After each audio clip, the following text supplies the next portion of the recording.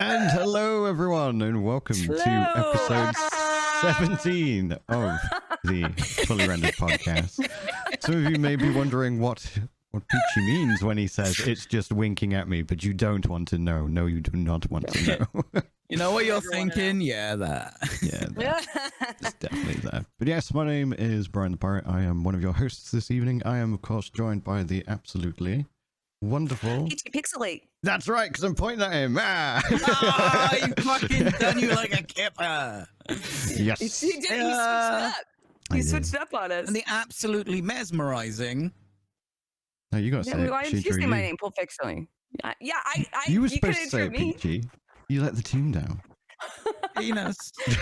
Penis. It's fine. I respect it. I respect it. I deserve that for last week. Yes, welcome everyone. Sorry that we couldn't make it last week. As per my mysterious tweet, you were either coming to the conclusion that Pulp was pregnant or she was picking up a child. That was the worst phrased tweet in history, Oh dude. my god! It was amazing. Everyone's like, "Wait, so what?" I loved it. No, it I tickled had me to greatly. I had to go pick up a child. She had to pick up an unexpected I went child. to go kidnap a child. Yes. I don't know where he went. We lost him already.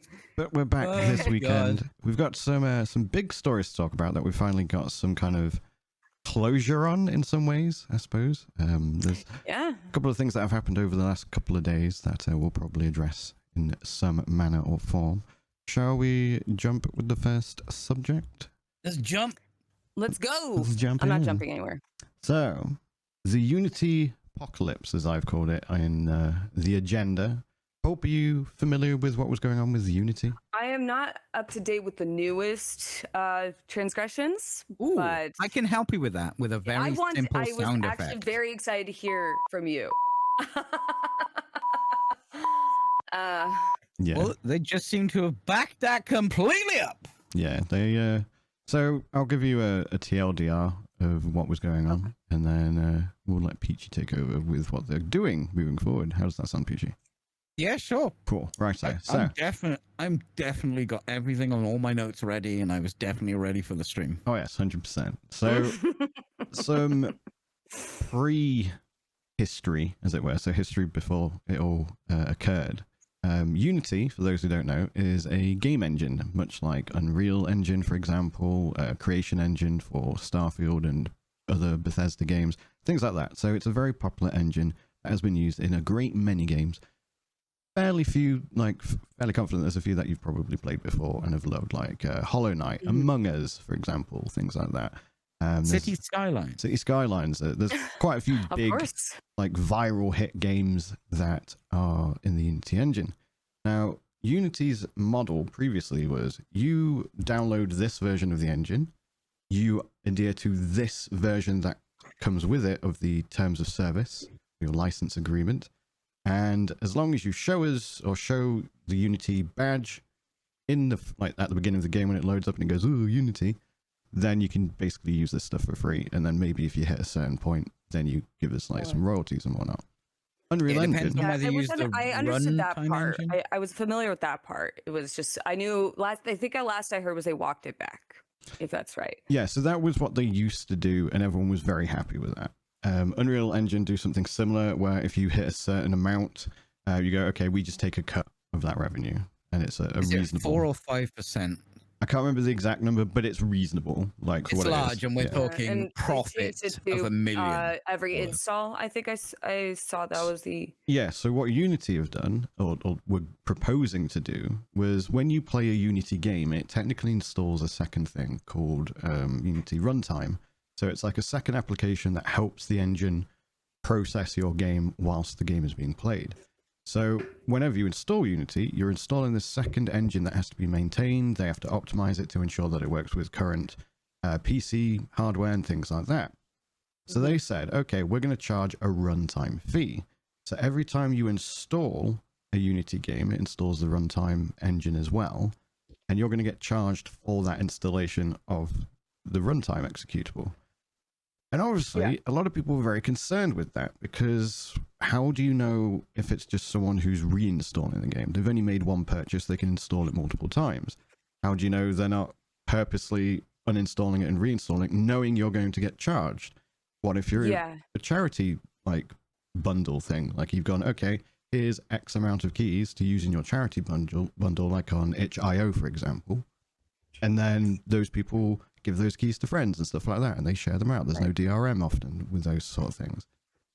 And Unity were like, yeah, trust us, bro. We'll know the difference. And obviously people who are quite savvy with technology and software were like, not without doing some pretty egregious shit, like installing essentially spyware on our PCs and stuff like that. Which they don't have. Which they don't have, yeah. We're planning to have. So loads of people are like, no, fuck that. That's insane. If you're an indie company who just happens to go viral and then you get 1 million installs, how you literally can't afford to pay that because you're now getting not just your profits eaten up, but all your revenue eaten up whatsoever. So there was quite a lot of rebellion with that. And then Unity were like, oh, no, don't worry. You're just confused. And people were like, bitch, we're not confused. We're software engineers who know mathematics, and your mathematics is bullshit. I know more than you. Their tweet started with, we hear you, which is the YouTuber apology side of tech companies. Yeah, so they did this apology. We know more than you, losers. Yeah, they did this apology. We're the tech giants here, not you. They said that they were hearing us, they were going to take on all the critical feedback, both good and bad, and so on, and then get back to us at the end of within the next few days, I believe is what the tweet said. It took more than just a few days, and then I believe that the actual announcement came out on last Friday in the afternoon, and they were like, okay, this is what we're actually going to do. And they essentially said, it's a revenue share thing. We'll do this. There's also an alternative. Like if you get a lower number than the other, you will always pay the lower number and stuff like that. And for the most part, the developer community were like, okay, that's acceptable. I'm glad you've walked it back. But there's more to it.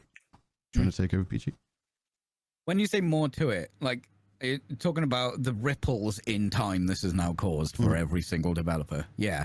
So they were just like, oh no, everyone's confused about the thing, and then they set it out. Like they had a full blog page about everything they said, and everyone went, yeah, we know, that's what we're mad at. You know, that thing you're doing, we're mad at that. So yeah, people were jumping ship left, right, and center. There are, I think the only people who didn't really look into moving engines were probably people who are almost ready to launch, maybe a year out till launch. And even then they had things to say. Oh yeah. There is a lot of development companies now that are taking into account before the next game retraining on different engines. The guys that do Terraria have invested, was it like 100,000? Yes. It was a ridiculous amount of money into a different engine, which I cannot remember the name of. Maya? It might have been called Maya. Maya is a software engine. It's a software. I think that's the thing. So they injected 100,000 into this. It's a smaller, it's not as fully featured as something like Unity, because Unity was like number 2, easily number 2 after something like Unreal, right? And everyone's like, well, we're just gonna have to retrain and stuff. And then the real people who are screwed with the indie developers who are, coming towards the end of the development cycle. Yeah, like they can't move. They literally can't afford to just uproot their whole project and move it over to another engine, right? And there's not much they can do because Unity actually deleted some of the clauses from their original contract. Oh, cheeky. We're talking about. What you pay for and stuff. Shit. Oh yeah, that's highly illegal. I'm pretty sure. I'm pretty sure it's illegal. Yeah. Just to quickly add to that, obviously, in their previous terms of service, they specifically stated this is the one that you are beholden to. Like if a new one comes out down the line because you've installed this version of Unity and this is the one you're using to make your game, you're beholden to this one. Right. But then they retroactively just got rid of that clause and just deleted it. They had a blog post or a web page with all of their like iterations of the terms of service that came out, and they got rid of that web page because it wasn't getting enough views. I feel like it was probably getting a fuck ton of views. Oh, I see. After that. So Unity, they did their walk back, but the damage is done. Yeah, for sure. That engine, the only people are going to stay on that engine is I was watching a video about it, and it was like basically the cost of retraining everyone on your team to move to a different engine versus the cost of how much you're going to have to give Unity is like substantially like less. Originally it was more. So people were like, well, this is cheaper. We're going to have to retrain everyone. So now it's like shifted. That's what I was referring to. I think there's going to be a gap in development time for studios who can afford to do that. Yeah. And they're not going to be on Unity. Unity has lost more trust than Microsoft has ever lost in their entire life. Yeah, that's a very scuzzy move in general. Like, God, you know when Bethesda did Fallout 76? What other synonyms can we? Peanuts. Peanuts compared to I think this might be the end of Unity as a major player for bigger games, not like your mobile games. I think their mobile development is more profitable, and they were trying to move everything and put their eggs in this basket. So it's ads. They, as part of their engine, they have like a utility that puts in like ads into the game. So like with mobile games, you've got an ad. Sometimes you can also use like Google AdSense and it will inject the ads into the game. Whereas with Unity, they have their own ads from their own ad partners, and they specifically facilitate it so it's easy to add those ads in their games. So that's where the majority of their income comes from. So games like Genshin Impact, which is a free-to-play, massively multiplayer mobile game, they're like, ooh, installs. That's wild, dude. Mobile developers, like, now thousands. It take their reputation entirely. Yeah, it's gone. There are thousands of mobile developers who use that ad platform turned it off. Oof. They went, no. No. Unity got absolutely screwed here. They didn't even have the technology to count installs either. They had no way of doing that. Yeah, they had to guess. There's no other way of doing that unless they install stuff which people don't want. Unity have just burned every single developer now is going to think of Unity and they're going to think of this. And yes, they have walked it back and it's much more favorable terms. They've upped the install stuff. You can go with a lower percentage cut than what Unreal is charging. But Unreal is the people who are paying that money to Unreal are either the indie hits that absolutely blow up or big AAA publishers. Right. The reason they're doing this is because Unity isn't profitable. It has never been profitable. It's only worth so much money because tech companies that go public and sell shares are inflated in their price. They're not worth this money, and are they selling or they've been bought by someone and they need to get their earnings up, which they have nothing, only buying and selling shares. Speaking of selling shares, the CEO of Unity, previous to this, had sold not every share he had, but a lot of shares and hadn't bought any back at all. There is something to add to that. A lot of people, because I was the same, because he sold it was something like 50,000 shares. But we've recently found out that isn't actually most of his shares. That is actually a small percent of his shares, and he's been selling his shares for a long time, over a year. So it looks sus as fuck, but when you zoomed out the graph, you're like, oh wait, no, he's actually just doing his usual vibe. Yeah. Right. Okay. It did look proper shady though, like 50,000 shares sold the day before the announcement. Yeah, they're screwed. There was a lot of pushback from higher end publishers, but not public. I'm pretty sure Skylines 2 is probably on Unity, like the original one was. Yeah. And Paradox went, no. Paradox, which just earned so much money in DLC. It's just like, no. There were loads of like Twitter like announcements. So here's your JPEG, like aggro crab and that with like your text saying, oh, we're going to announce something. And they basically denounced the hell out of Unity, and some of them went hard. Like some of them like signed off. Shit on Twitter. Well, some of them signed off their messages. And this is like brand accounts, like for the developers in the games, and they're like, "Well, this fucking sucks." Like some were literally saying that. I think Devolver Digital did a bit of a hint. They were like, next time you pitch a game, make sure to mention what engine you're using. Like that. It's a company who never tweets. Slay the Spire devs. Yeah. Slay the Spire devs. They've never made any type of game announcement, and they technically announced that they're working on a new game. So we now know that those devs are working on a new game because it's in Unity, and they were basically saying, fuck you, Unity. Like, you're fucking up our game, and we're now having to think about this and stuff like that. Yeah, they've been properly ripped into. And some things... Dude, I missed some good shit on Twitter. Some things to take into consideration to add to what Peachy was saying. Like, they were considering in some situations retraining their developers. And that is a big deal because, one, yes, you may know various languages like Python, C#, stuff like that.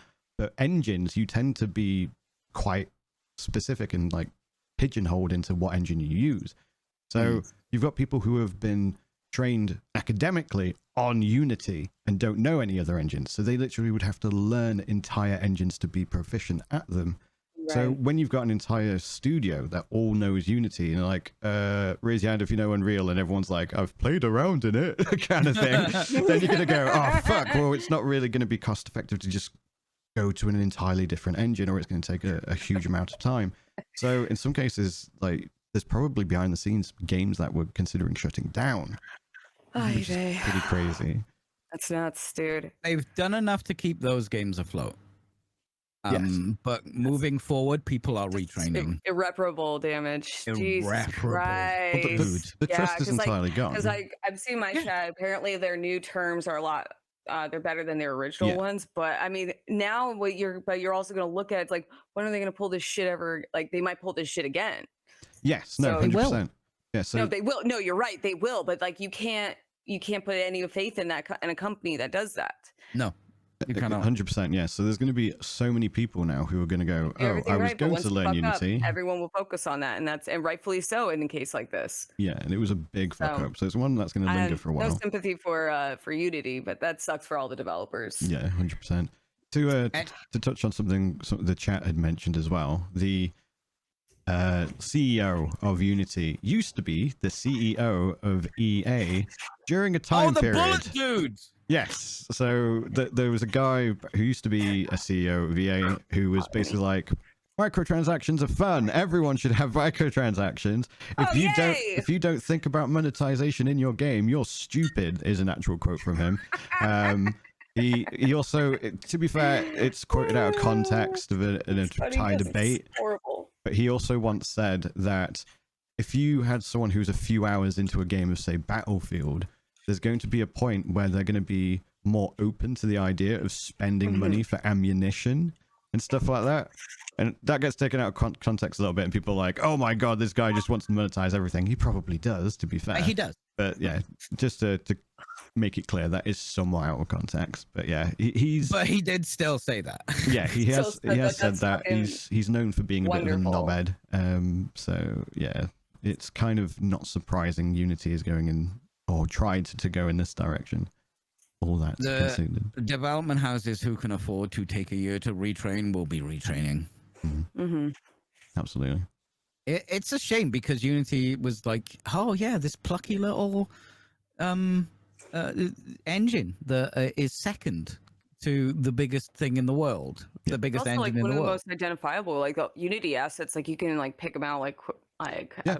That's another thing as well. Like, you've spent all this money in assets.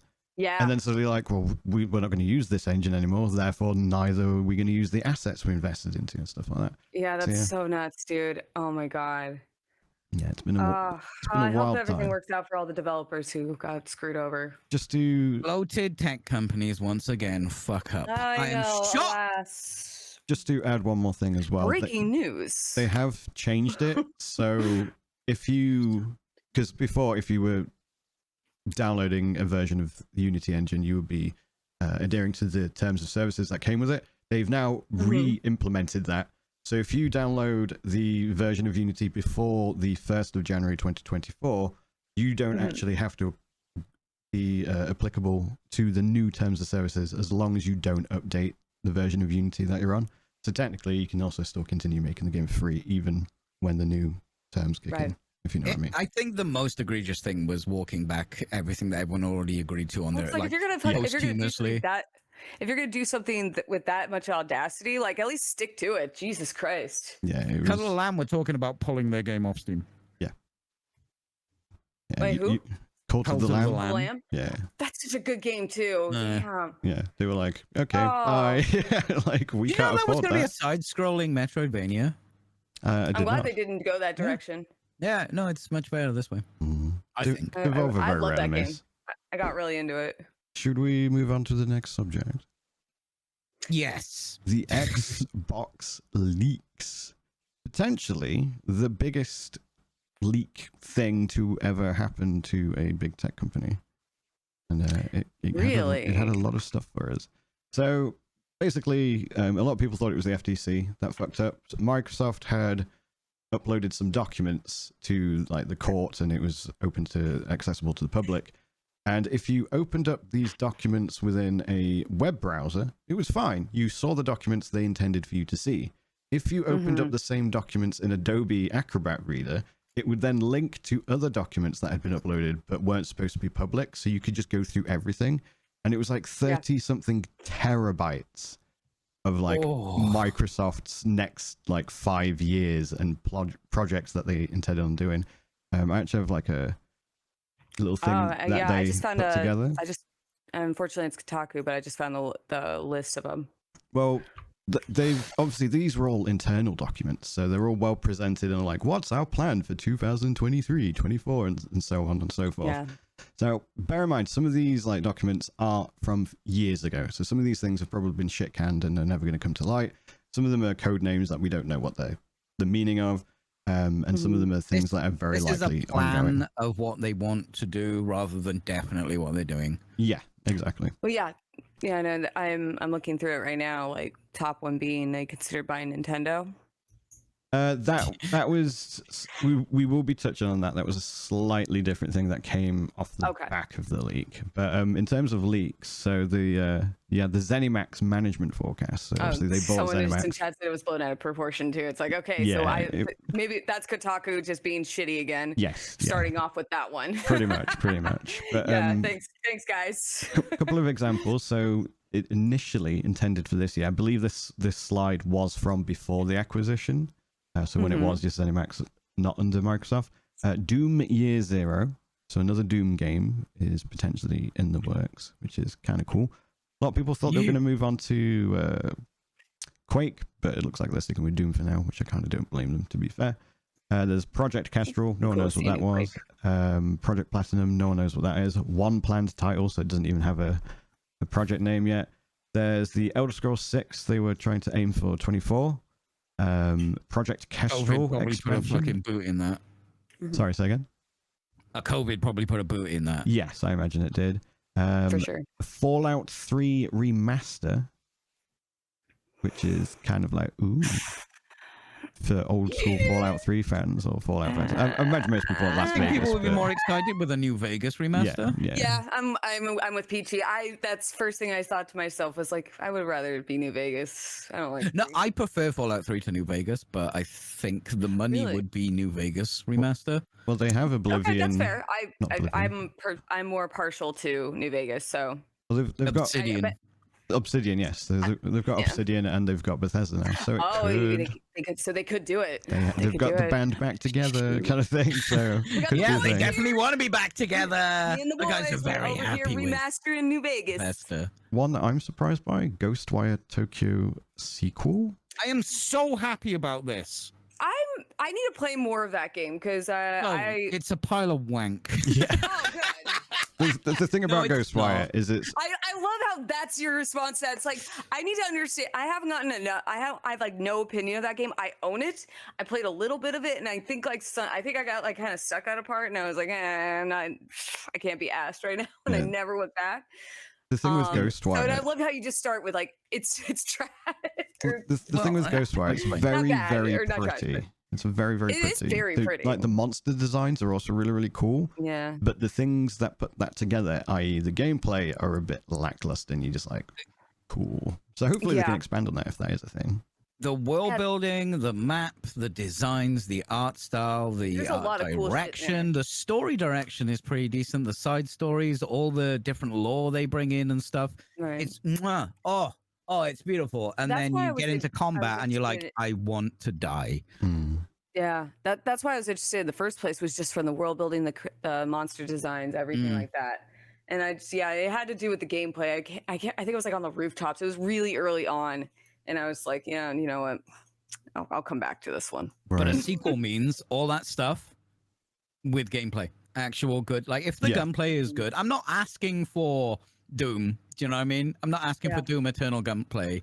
Well, it's spells, but you know, it just needs to be, the gameplay loop needs to be fun. If Ghostwire Tokyo had not even just like good-ish gunplay, if it was just salvageable, like something like the Division was on purpose, but whatever, it would have been a classic and everyone would be playing it and still talking about it. But it was really bad combat. Really bad. It was a struggle to get through that, because I wanted to know what's next. I wanted to see the next ghost. I wanted to see where we were going. I just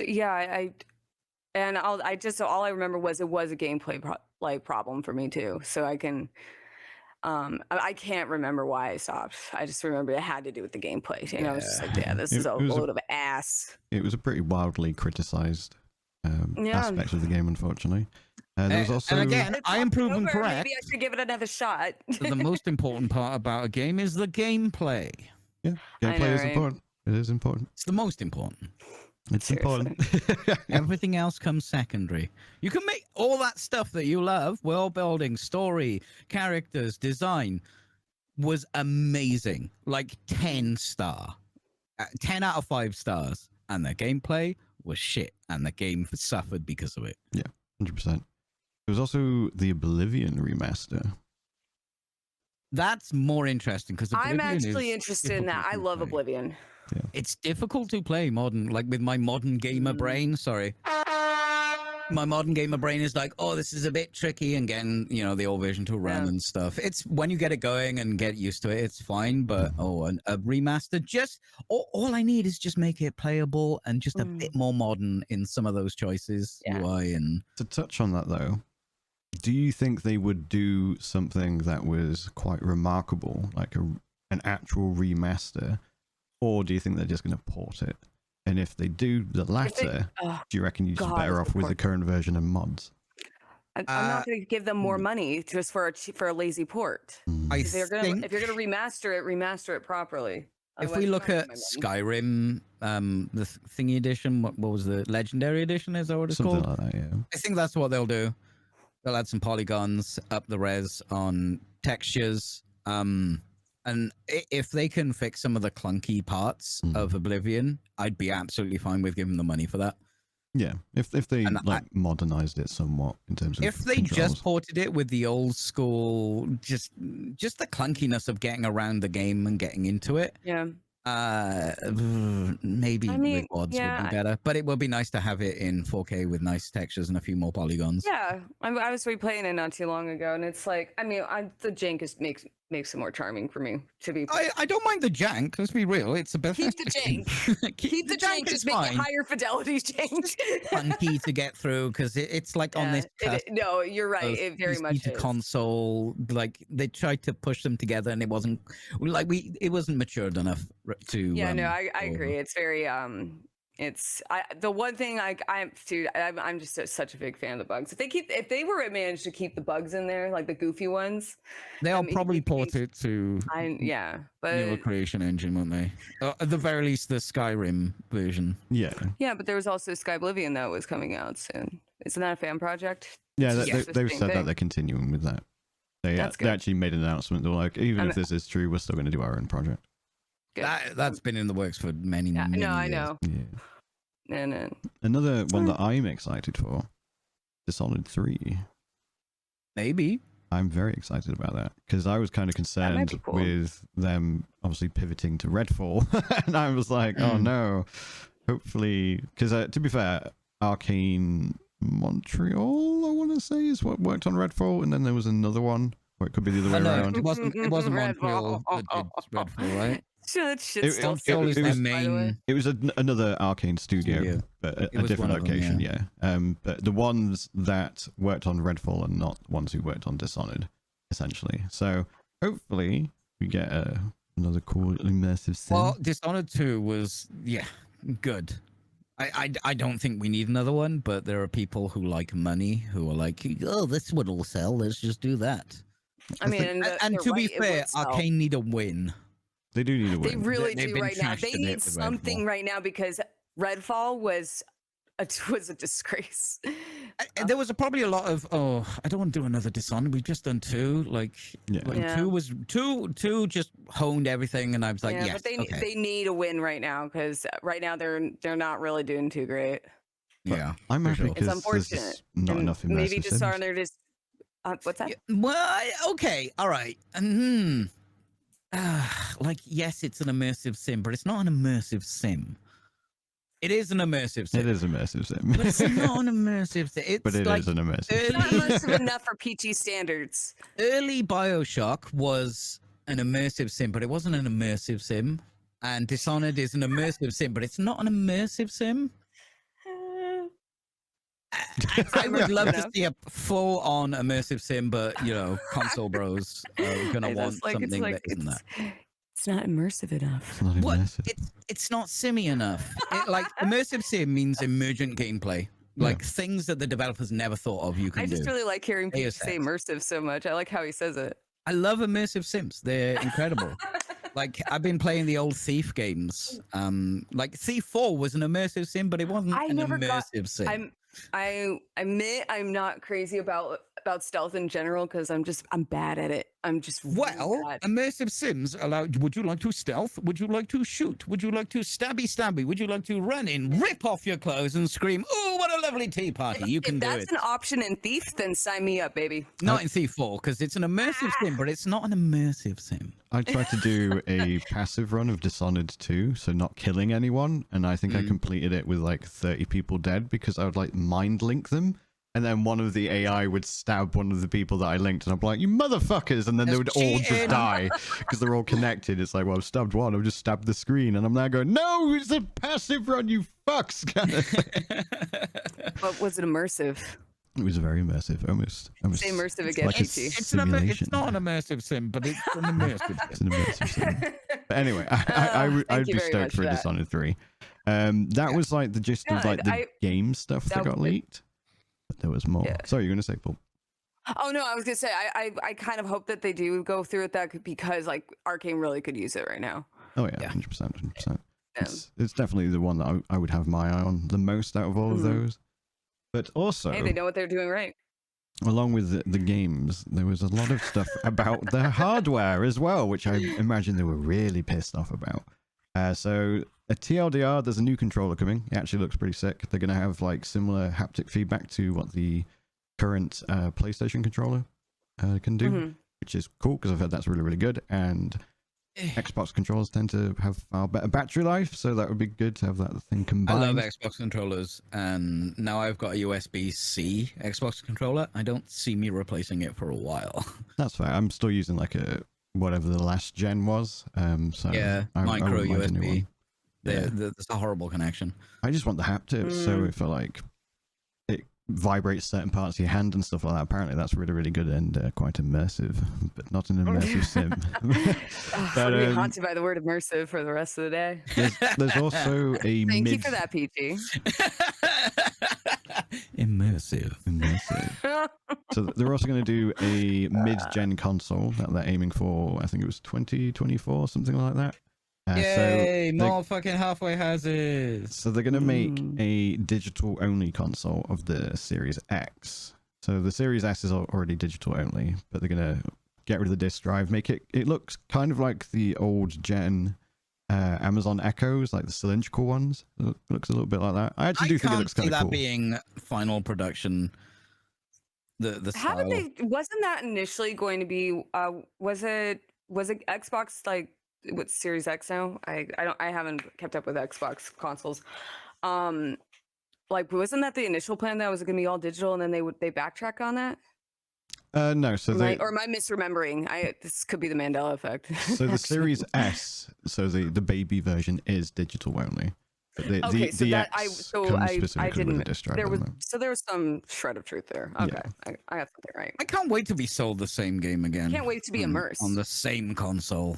Well, you wouldn't be sold it again. It would just be like, oh, here's more RAM, like a PlayStation Pro, for example, things like that. And then new games to come out and be like, oh, well, you can't really play it to its fullest potential on the console you bought, thinking this would be the console till the next generation. But we don't have console generations anymore. We have iterations as if it was a PC, but without the functionality. Well, aside from the Baldur's Gate thing, they've specifically set out to developers that if it can't run on the Series S, then it doesn't run on Xbox. Which is why they made concessions for money. It's crazy how corporations work. Yeah, Man, but I can't figure them out. I do feel like Baldur's Gate 3 is an exception to the rule. Because it's Baldur's Gate 3. It should be the rule. Games should be that good all the time. Yeah, they should be, but they're not. And therefore, if they're not, then charge less. The sad thing is that we're all so impressed by what the standard should just be. Again, like I'm just like love how Dude, I have stopped buying games that are too expensive now. That is, it's like, oh, don't take this as a metric. That is my metric now. That is how much a game that costs that much. That's how good it should be. I mean, it's I'm. Why I haven't really hard to convince me now to pay. Was it 80 now, or I don't know. It's no Diablo 70. Oh, those poor 99.5% people who paid $70 for a game and are now not playing. Yeah, it's the same when where it's like I might have triggered Bryan. No, I'm a schlub who's fallen for it, where it's like the early access will be, and it's just like, oh, you pay $100 and you get to play it for 3 days earlier, and I'm a chump for that, but God, it's so ridiculous. Yeah, especially as a creator. I was only going to say, regards to Diablo 4, like I'm playing Path of Exile at the moment because there's no content in Diablo 4. So, like if for $70, Diablo 4 is a good game. If you play like one playthrough, you're gonna get like 100 hours out of it. Like, yeah, it's just not a very good live service game. $70 is too much for a video game, Brian. I mean, we've discussed it. I suppose they probably haven't put microtransactions in it, though. The only time I could justify paying $70. I've been playing Cyberpunk. I hate all corporations even more. I'm sorry. No, I can't even say it. I think the only way I can justify paying $70 for a video game is if I am going to be getting a long extended time of enjoyment from the game. If it's like I know from release and I'm still going to be enjoying it. Yeah, like what Diablo should have been. That's what I mean. So the fact, like, I mean, sure, you got one playthrough is fine, but like, I think you can always wait. I mean, I imagine Diablo 4, or I'm hoping Diablo 4 in 5-6 seasons will be a bit more on parity with Path of Exile, and then it will be a phenomenal live service game. But I do think if you were just playing a game because you want to play an action RPG and go through the campaign once and explore the dungeons and do like all the content the once over, I think 70 quid is more than reasonable. And like the cosmetics, it's cosmetics. You don't need to buy them. I haven't bought anything. My metric was, or like my standard was like, if for every $1 I spent, I should get at least 1 hour gameplay. So whenever, but I don't think that's fair. It's not time for money. I think so, but that's how I used to think. Well, what about short experiences that are for $70? I don't. Well, no, I'm just saying the dollar per hour played. No, I mean, like I said I used to think that. And also the quality of the hours. Look at a Ubisoft game, charging top money for a collectathon. To be fair, when it comes to like, I mean, if I'm getting all that hours per dollar, enjoying myself, it doesn't matter what I'm doing, but. It's a metric I used to stand by. I said not anymore, because now it's like it's kind of hard to gauge, because now we have like indie game, or like way indie games are like priced at times, that doesn't factor in anymore. So well, even if you were, I would still say it's valid, because there are many ways to look at your purchase as a consumer. Obviously, it's not always going to be fair to the developer to go, oh, this is only a 10-hour story. That means that if it's more than $10, but if you go and replay it, like you really enjoyed it, and it's something that you find yourself coming back to. But what I'm saying is, like, obviously there's different types of people who play things in different types of ways, but also their circumstances are different. So yes, it might not necessarily be fair to the developer to go, I'm not going to pay more than $10 because I'm only getting 10 hours and it's $1 per hour and how I look at it. obviously, yes, that kind of sucks because it could be an amazing No, I mean, 10 you look hours. at the quality of the purchase too, because as a whole, that was just like a part of like a metric where it's like, okay, so if I'm gonna play, if it's going to be $70 and it's like only a 6-hour story, but like it's, I'm yeah, that's a little ridiculous. That's a little ridiculous. and that's what I was going to say. Like on the other hand of things, I'm thinking of like Forsaken, or I keep wanting to say Forsaken, Forspoken in particular. Like it was a $70 game, and it wasn't enjoyable, and I don't even know how long that game is. So it's not really. But the other thing to consider is that if you're poor, at the end of the day, you can only purchase so many games a year. In some cases, some people can only purchase one $70 game a year. So they then have to make the decision of going, okay, do I want to get a game that has multiplayer and therefore has a lot more replayability for $70 and that lasts me for a year? Or do I want to get a smaller game that's only 10 hours but costs $30 or whatever? Yeah. There's going to be a lot more to it. And I don't think it's... Thought of this, that was when I was like 19, 20, and I was working at GameStop. So I wasn't making a lot of money. So when I would buy games, it would have to be a very... Like I keep me entertained for X amount of time before I can get the next game. Yeah, and it depends what you value, I suppose. Whatever. At the time, that's what it was. That's why I said the metric changed as I've gotten older, and like sometimes like, and especially because like there's so much more. Like now I can afford other more games at a time, and it doesn't really affect me as much as it did back then fiscally. However, now it's more about like the quality of the game I'm receiving, and again, like I'm not since sure I could buy X amount, like say 3, like I'm willing to budget for 3 now, but like if I'm paying $70, I don't want to just buy it and then find out like, fuck, this kind of sucks, but I've already played 2 hours now, I can't return it on Steam. So that's where the it's still a form of a metric. You want to be able to enjoy something if you're paying that much for it. Yeah, absolutely.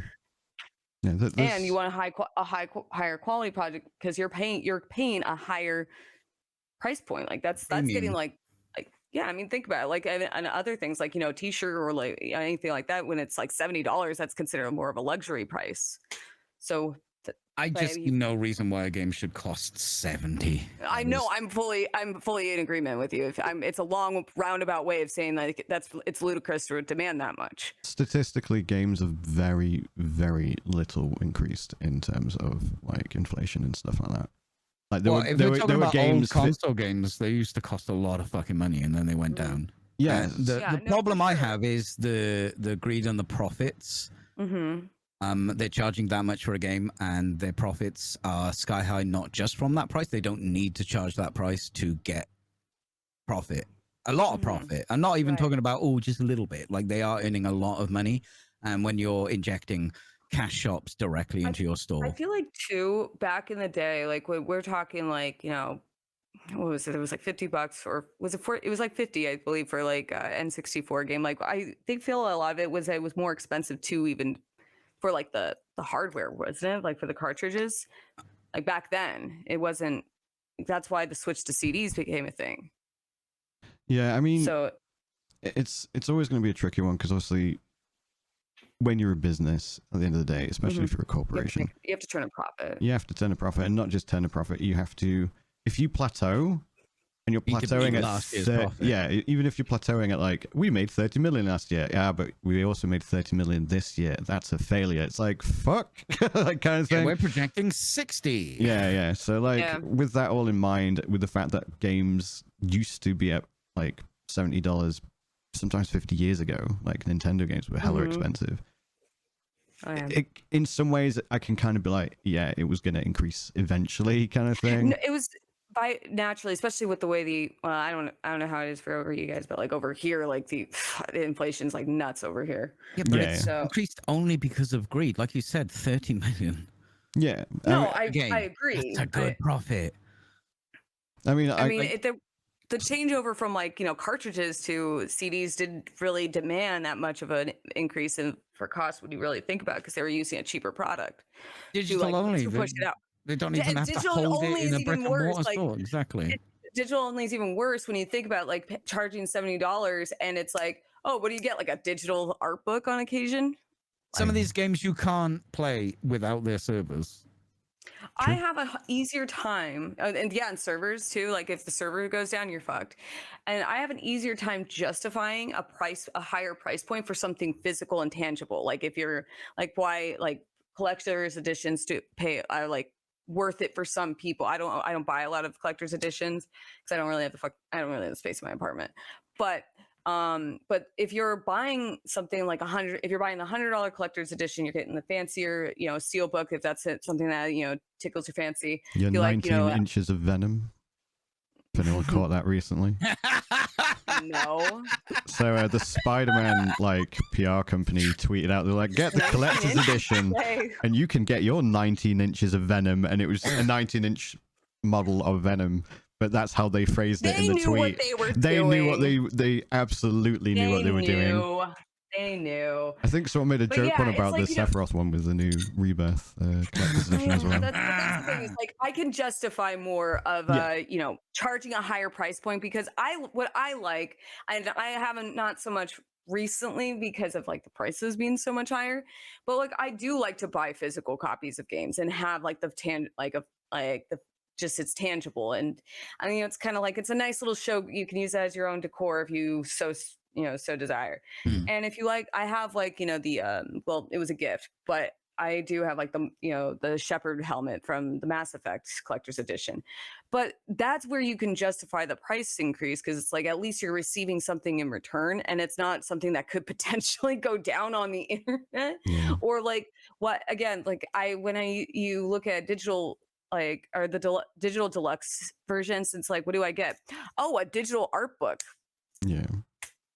And I'm gonna look at once. With that in mind, obviously the mid-gen console is going to be digital only. The 2028 new-gen console. 28?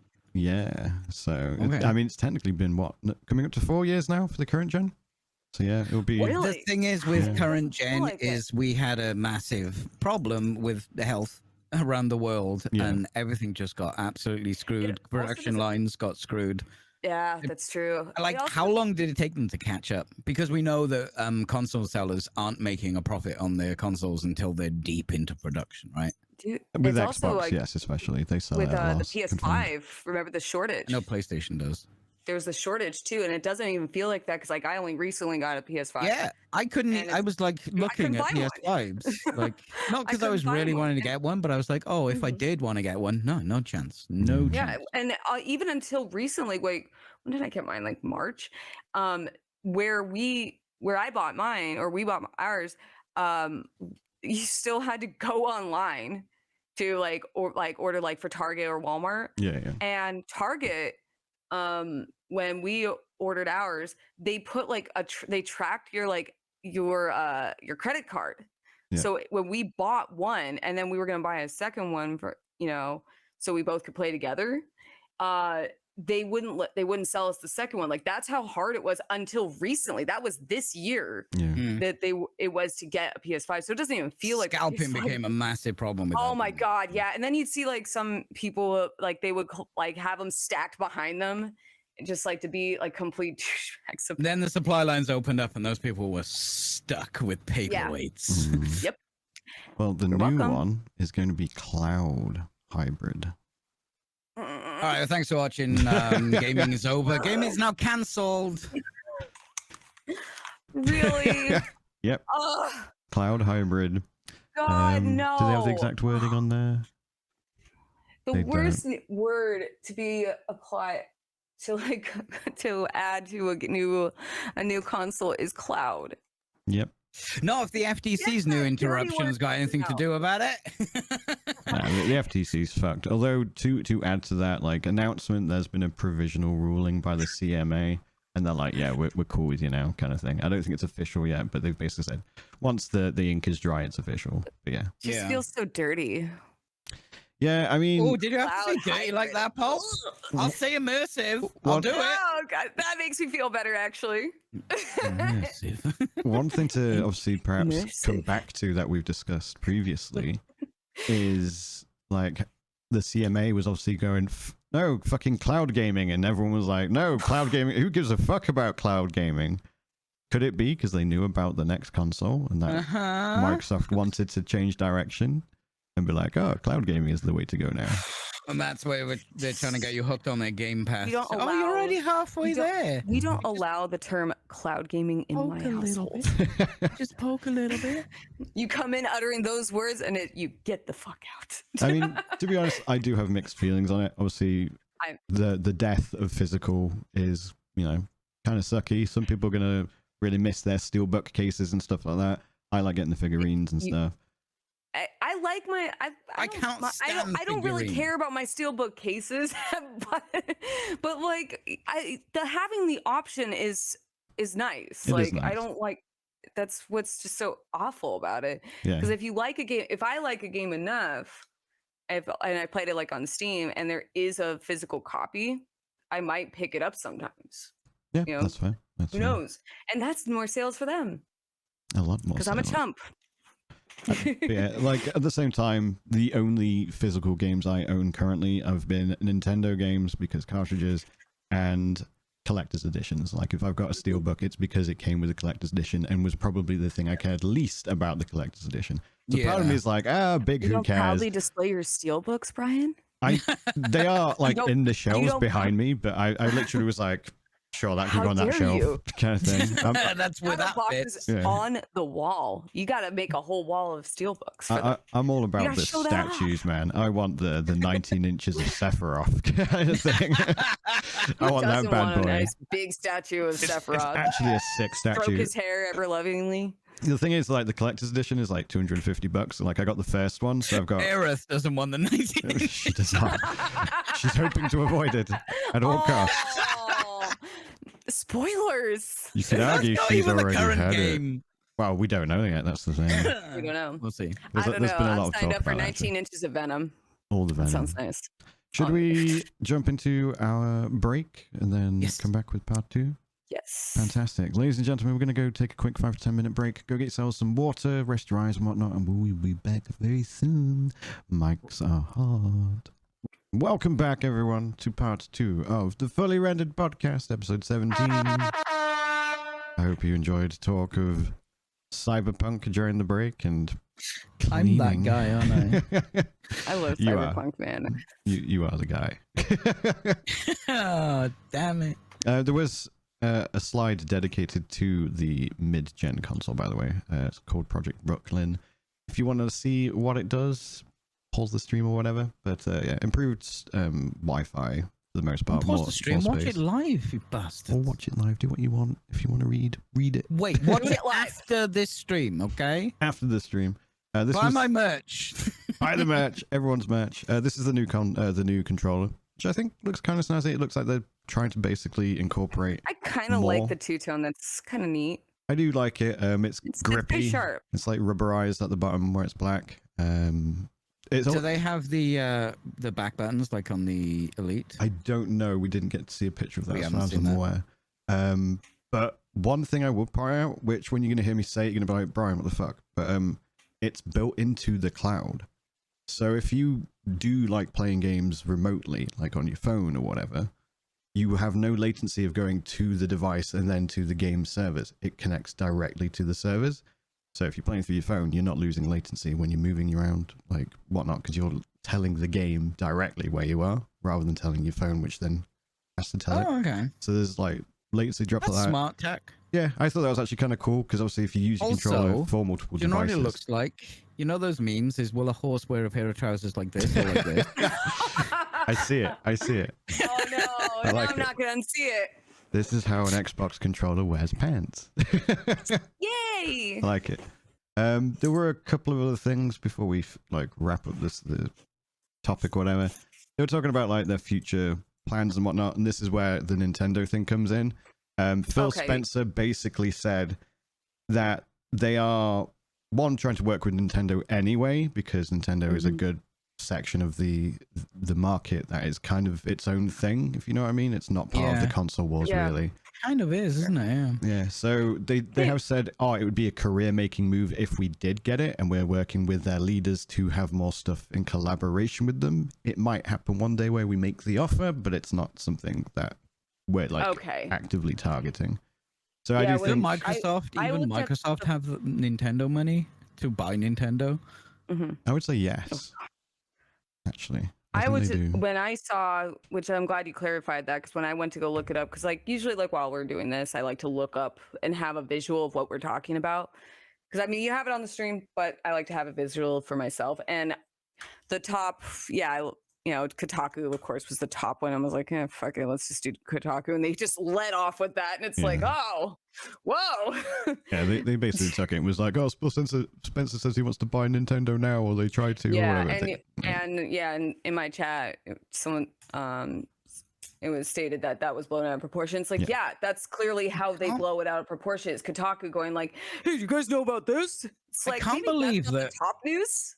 Kotaku, the pinnacle of journalism, would sensationalize anything. I know. Oh man, what always tickles me. Next? That's what I Blizzard. Get for clicking that link. Insert joke.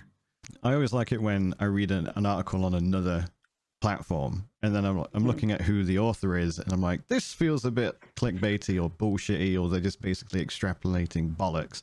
And then I find out they're someone who came from Kotaku, and I'm like, that makes sense. It tracks. It tracks very, very well.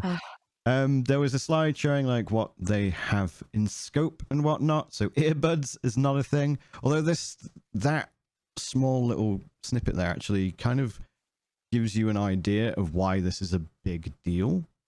So why would they need to put that we don't intend on doing earbuds and remote controller, etc.? And the reason they've needed to put that is because PlayStation does do it. So knowing things like this is a treasure trove for PlayStation. Knowing what Microsoft's intended moves are is quite a big deal, which is why this entire leak is like probably something quite upsetting for Microsoft, to put it lightly. I imagine they're very, very pissed about this. But yeah, so they don't intend on doing like earbuds, remote controllers, etc. They're working on of this stuff on the previous slides and whatnot. There's some things they were kind of looking at, like PC accessories, extending the accessibility portfolio, stuff like that. But, that would be great, because Xbox have been doing some great accessibility stuff for controllers, and they've done some weird stuff, and people have laughed at them, but they're doing it, which is great. 100%, especially with the accessibility stuff as well. Like, it literally turns unplayable games to playable games for a lot of people. So I think that's huge. I think that was about it. There was a silly quote that they had. I feel like Xbox really knows me, giving me tons of options, ways to customize and personalize suggestions, says fake person on the slide of the leak here. But yes, lots of weird shit like that. That's your average gamer. Yeah, average gamers. They really know me. I want to save space. That's them. But why is there crest growing out of that Xbox Series X? I have no idea. Maybe they wanted a sandwich. Sustainability. Crest can grow anywhere. Sandwiches. I'm hungry right now. Yeah, so that was the Xbox stuff. Moving on then, Paul. Send in pictures to the Twitter account of you planting cress seeds in your Xbox Series. Or anywhere. Just show us the weirdest places you've grown cress. Safe for work. Yes, safe for work. But why do you frame things in the worst possible way, Bryan? Entertainment. But moving on, we have Lies of P. Oh, do you want to take the lead on this one? Oh, yes, I do. I platinum this shit. I really enjoyed this game. So I am actually what do you want me to say about it? That. Besides discussing for like an hour. Just go, girl, go. You threw me on the spot. Dirty in here. Start cleaning. Tell us what you like about the game. Well, it's so the developer. It's a Korean developer, and it's their first attempt at a Souls-like, and it's more of like, it was called the Pinocchio Bloodborne. I played the demo a while back. We talked about it back then. It is definitely more Sekiro than Bloodborne, but it looks like Bloodborne. I was telling Bryan earlier before we started the podcast about how I was paying a lot of attention to like some of the promotional material about this developer when they released this game, and I applied it towards when I was playing that. They really try to encourage you to think strategically while you're playing this game, and I was loving the shit out of it. Like, they give you all these, like, with the dismembering of your weapons, there's a boss. I'm not going to spoil anything. Don't worry. I'm going to make points not to spoil anything. But there's a boss that later on, than where Bryan is, that a lot of people found as a wall. And when I went and I was telling Bryan, I watched the boss showcase that the developers released, and it gave me a lot of ideas, and it really helped me like reconfigure how I approached it. So what I like about this game is it makes me think a lot while I'm playing, and it's helped me a bit with learning like how to parry and knowing how to block properly. The story is actually pretty decent too. If literally like if you had told me From Software had worked on this game, I would have believed you. Like there are a lot of things like I can say negatively about it. For example, it's hard. It's very, very hard. There is a I was telling Bryan that this is like a funny like turn of events. Like right after I platinumed it, I got, I found every weapon, did everything. And I was talking with my fiance about, because we were playing at the same time. I was explaining to him that how I felt that there was a huge balancing issue. Like there's this area where like it's not a boss. Well, they just showed it in the footage where it was this giant clown, and he could punch you from across the fucking like stage. It's so stupid. And there's many times in the game like I would get super angry and just go, this is just stupid. This isn't even fun.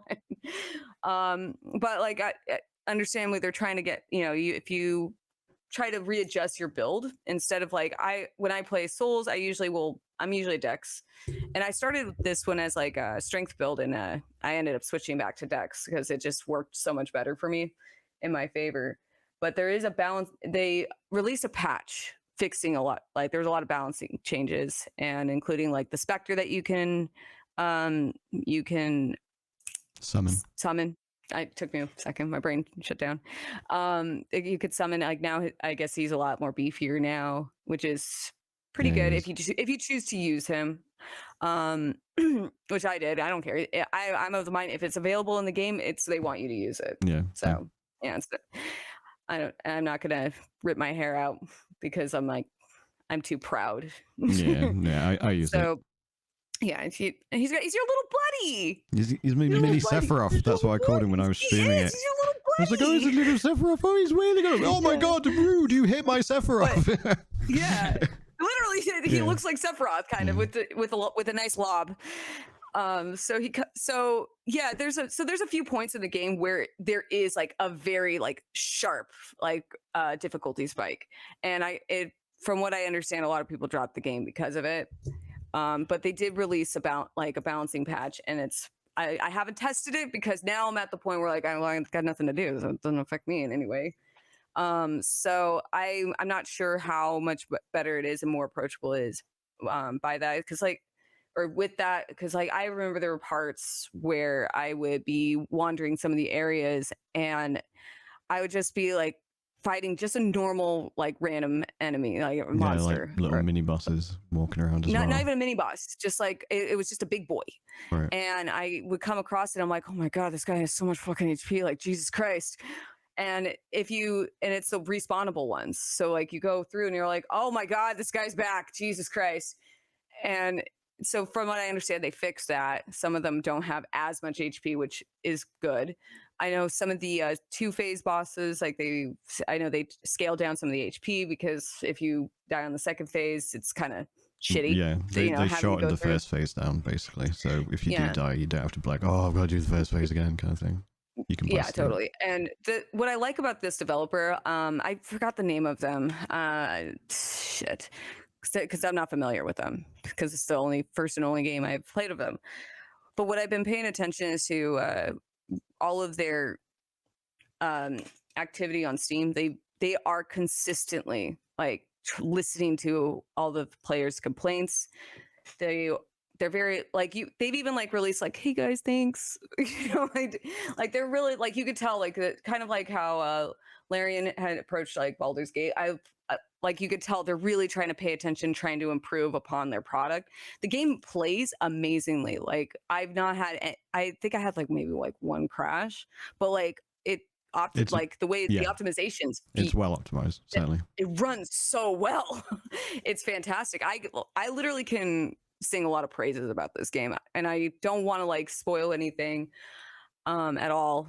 I guess another criticism I would have is they have like a skill tree, and it's like not really up front and center. You have to like go upstairs and to Geppetto because you're Pinocchio.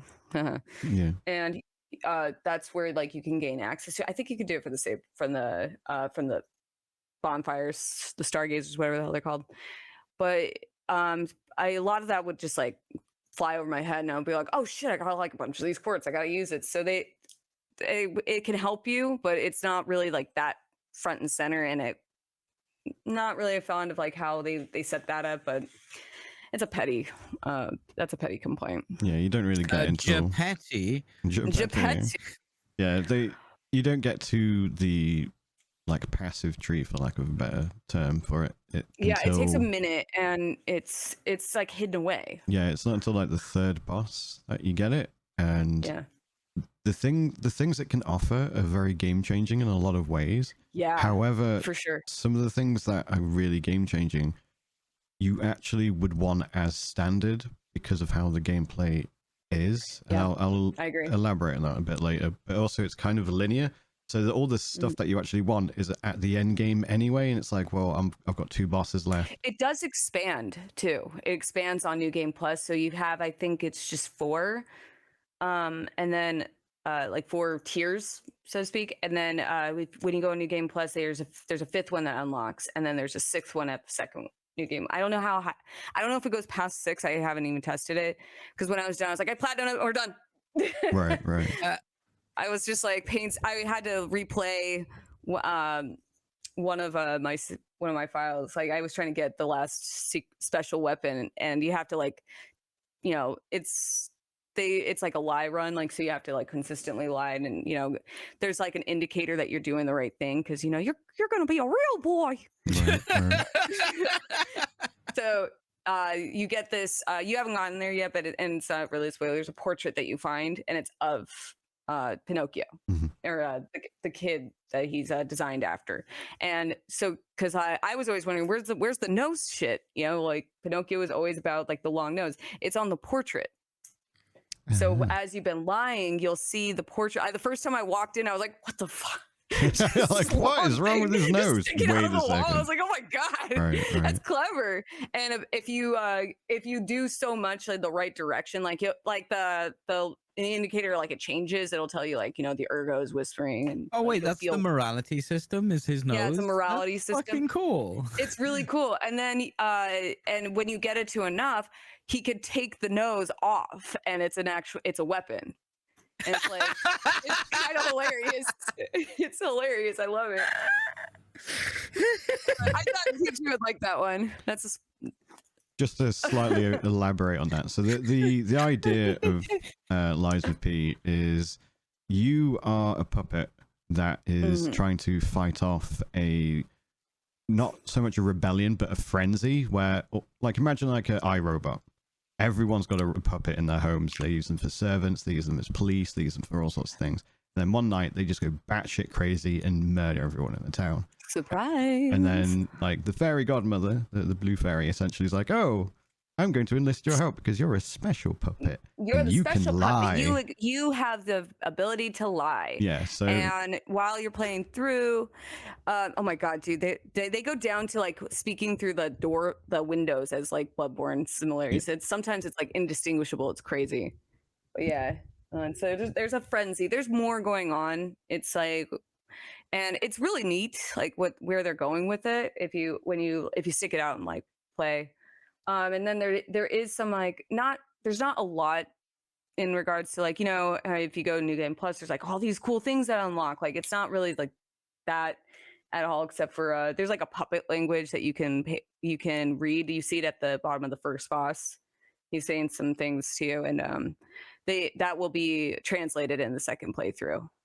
So they do give you incentive in that regard, so you can find out more and you can understand more.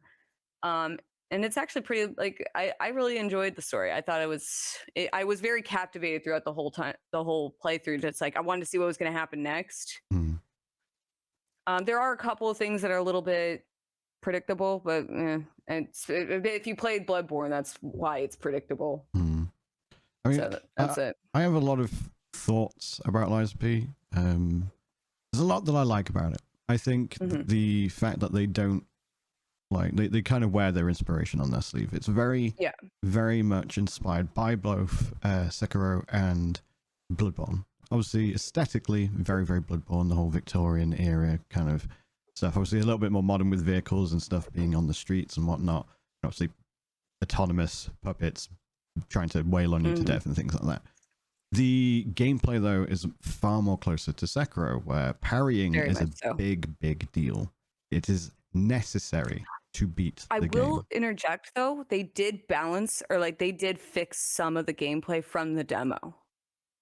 Like so it is more like Sekiro, you're right.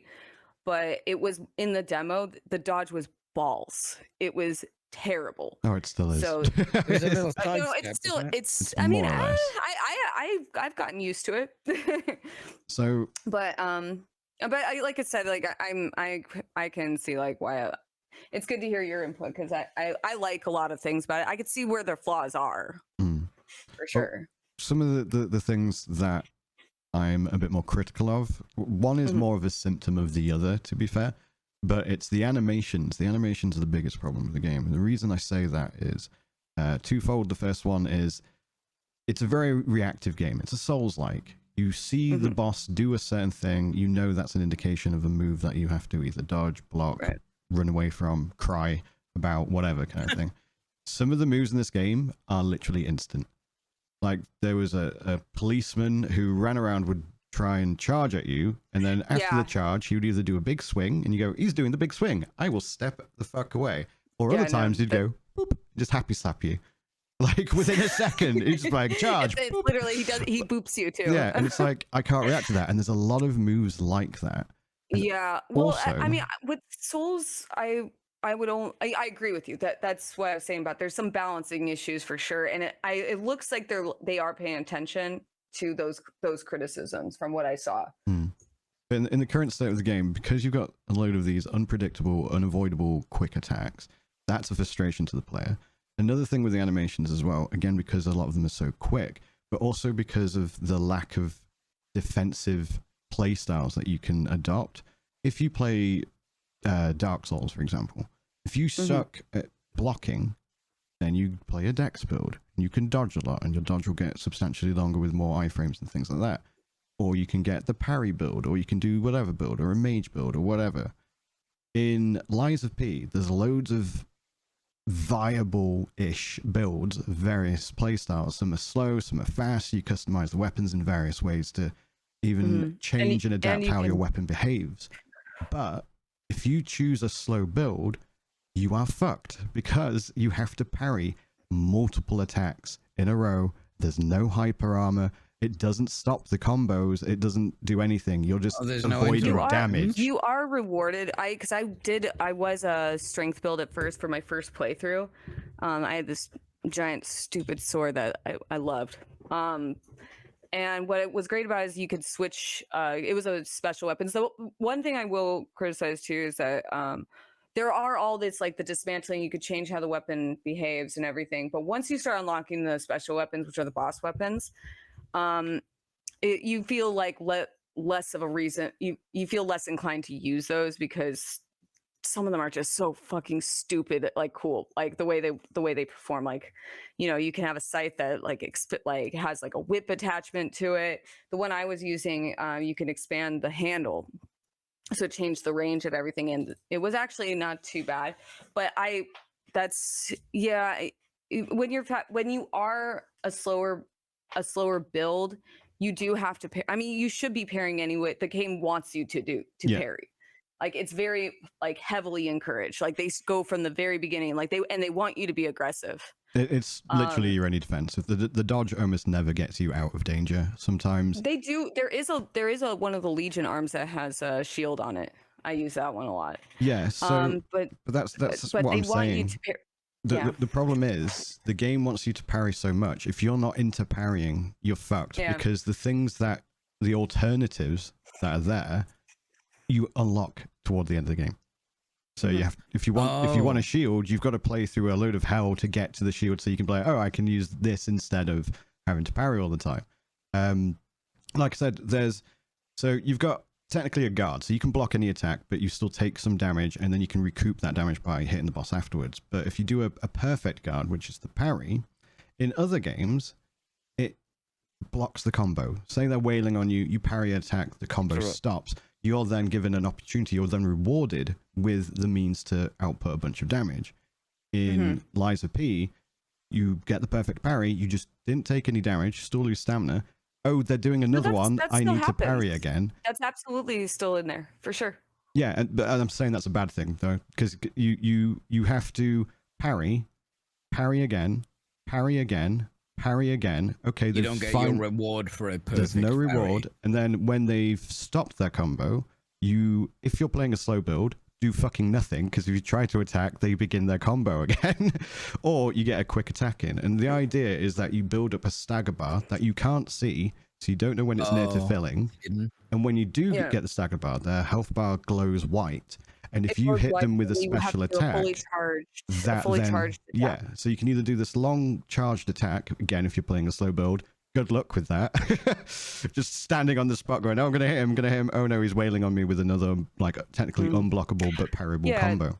So you just do that on repeat. That's what I was meaning by, like, some of the balance issues is, like, it's some of the animations can factor in there too, and also just like that's where the sheer amount of HP was, like, where my criticism was coming from, because, like, he's not, like, the only one. I know which guy you're talking about. It's it's all of them.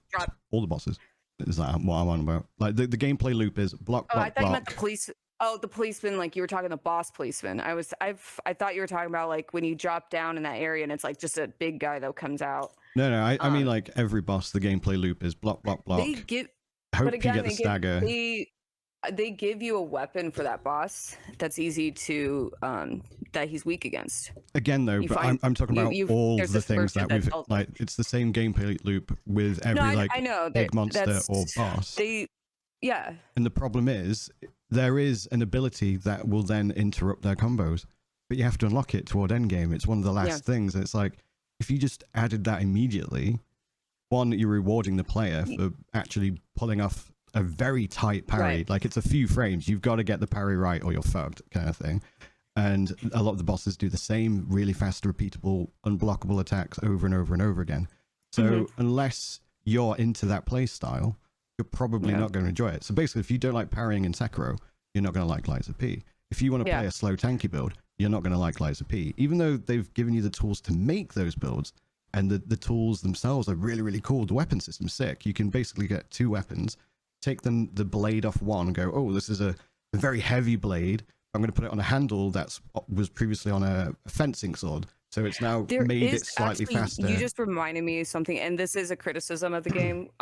So when you do that, there is something that if you look at the weapon stats underneath, like the weapon itself, like the illustration of the weapon itself, you'll see that there's like arrows of, like, piercing damage, slashing damage, and I forgot. I think there was another one, but I can't remember off the top of my head. And the arrows. They're there. They'll have up arrows and down arrows. So, like, for example, like a hammer isn't going to have good piercing damage. So I think it's blunt. I don't know what that. It's blunt. It's gonna bother me. But what I didn't know about it, and apparently I was not alone in this with this complaint, where it's not obvious. It's like the arrows they're not red or green. They're just gray. And they're really small. So a lot of players, and this is something hopefully they fix later, a lot of players will try to change up their weapon, and they're not realizing that they're tanking their own damage output because they're putting the wrong weapon on the wrong handle. So you can synergize, and there's scaling, and the scaling will be affected by what you synergize with. So, like in Pulp's example, if you put a hammer, but the thing is, it's not very clear. It took me a long time. The A, B, and C stuff. So it took not that. There's that. Works with that. it's that, and then also it says like this, you know, because it's a hammer, it's not, or if because it's a spear, the piercing damage is gonna be a lot better, you know, but not the slashing or whatever, you know, like that kind of thing. And it's another optimizer, or it's another scaling that they included, but because of the way they designed the UI, it's not that obvious. So a lot of people were changing up the weapons, because when you first like when you start getting new weapons, you start like messing with them, like you want to see what you can do. But the game isn't telling you, or it's not very clear at least, that you might be nerfing your own damage without even realizing it. Like it scales to your build, like whatever stats that you have inputted, but you don't realize, like, you know, maybe you want to make a meme build and do like, I'm gonna put like a hammer on this, like, you know, whatever, and whatever the handle is, it changes up the animations of his attack and makes it more of a stabbing build. But you don't realize that when you're doing that, you just nerfed your own damage output. So you're taking less, delivering less damage onto the whatever your target is. It's kind of an annoyance. I can give you an example. So you've got your scaling, your A, B, C, D, whatever. That scales with whatever your main stat is. So that's still there. But then you got damage types as well. So you got blunt, you got stabbing and whatnot. So imagine like my starting weapon was a fencing weapon, so it's lots of pointy, stabby stuff. If you then take a hammer and put that onto the handle, you're going to be doing that with a hammer, which means that your stabbing damage isn't going to be as impactful against something that has defense against stabbing damage. Whereas if you that's what I'm saying, is they're not very clear about it, and it's not obvious enough for the player. So when you go in and it's like, you might be, like I said, like it's you know, maybe you want to like mess around and see what you can do, like you know, and see what kind of combinations you can come up with, and you're not realizing yourself, because I did it a couple of times where I changed up the handle, and I was like, my damage was like way less than it should have been, and I didn't even know I was doing that. I just thought like, oh man, this guy's like super tanky, like what the hell. Yeah.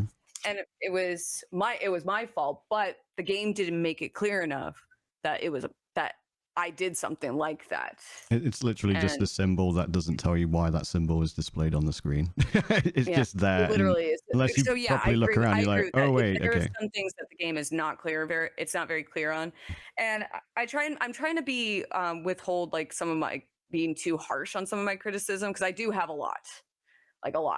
And I have noticed that they are paying attention to them, and they have already released a patch, which does change some of the you know, balancing. I don't know how it's improved. Like, I haven't experienced it besides reading it, but this is their first game of this type, and how I'm just thoroughly impressed by like the way, you know, the final product, as it, like, because there's so many Souls likes that exist, so there's so many people trying to rip off the Souls formula, and this is probably the closest I've seen to somebody actually replicating it for their first attempt. That's, you know, I don't want to be too harsh on them. I mean, like, at the end of the day, there are, as you mentioned, many Souls-like clones. There was Thymesia. There was the other one that had like autonomous robots things in it. I never played through Thymesia. I have it. Yeah, I have it, but I don't think I ever really played. There was a Bastille I played, which was which had a lot of similarities to Pinocchio with the puppet aspect. But yeah, go ahead. Sorry, I didn't. No, all good. So, whilst they have all had like a little bit of character to them, they've also been very much, let's try and remake the Souls-like formula. I do think Eliza P takes enough steps to actually be like, yes, we are inspired by FromSoft games, but this is our game. These are the things you can do differently. The story, like, it's not through world, like narrative built through the world rather than actually being told what the story is, if you know what I mean. You're actually playing and being part of a story without having to actually work out from the back of items how you fit into that story.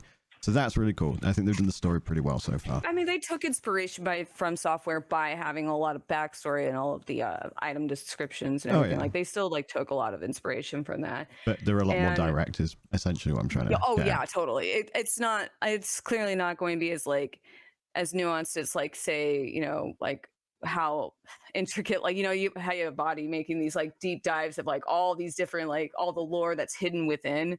I don't think you're gonna get like that. It's not that deep. I mean, there's the so capacity to do that, but what I'm saying is it's totally. the story is a lot more direct. You can be like, oh, I want to play a story and enjoy a story, and be like, oh, I'm the main hero of the story. I'm a puppet. Yeah, and if you do everything throughout the game, like, you know, there's not a lot of side quests. It's, you know, the game's not that long. I think it's like 11 chapters or something like that. It's not that, but there's not a lot of side content. Like and they do kind of like market on each chapter, like area, so you can kind of like, oh, there's something there. But if you do everything, a lot of the story will be delivered to you. Like, you know, you can kind of get an idea of like the whole picture if you do everything in the game. And it's really not that much. It's not as daunting as it sounds. Yeah, and the weapon system is very standout. If the game wasn't so balanced around having to be a god of parrying, the weapon system would be like one of my favorites in this series, because you can customize the crap out of your weapon. I ended up taking like a strength blade that's very good at slashing, but still has a point on it, so it's good for thrusting and putting on the fencing weapon. And that's been fantastic for me, because it means that my bigger hits are still quite quick. So I've been able to actually get through the bosses and be the god of parrying. But if you are not into fast builds or not into parrying, probably want to skip Lies of P. If you love your Sekiros and you love playing like really fast builds and Bloodborne where you're constantly parrying, then absolutely play it. If you're not into that, probably that's why avoid. I started by saying it's very hard. It's not. This isn't a game that's like, if you're just gonna go in. It's like, I mean, it's just like what it's inspired by. Like the genre is difficulty for sure. Yeah, it's very difficult. And there are some Souls likes I've played that aren't that difficult. Like I played Bastille, which is like, I love the idea of like it's setting in the French Revolution. I thought that was kind of neat. But I was kind of like, I was pretty blasé about it towards the end, because the game wasn't really challenging me to change things up, and I was just resigning to like the same weapon. It's like, well, this works, it has a gun. I agree with Bryan that the game is very difficult. It has Lies of P2 is going to be sick, is what I'm saying. They did I think they already did announce that they want to do a DLC, and there is going to be a sequel, but it's based on Wizard of Oz, which I thought was actually kind of cool. Yeah, they tease it in the game. If they take the systems from Lies of P and then expand it so it's viable for actual build variety, so you're not just playing a dex build, it's gonna be fucking monumental. It's gonna be so good. When I play those games, I like being a big chunky boy who takes chip damage and just doesn't care, and then gets the hit in.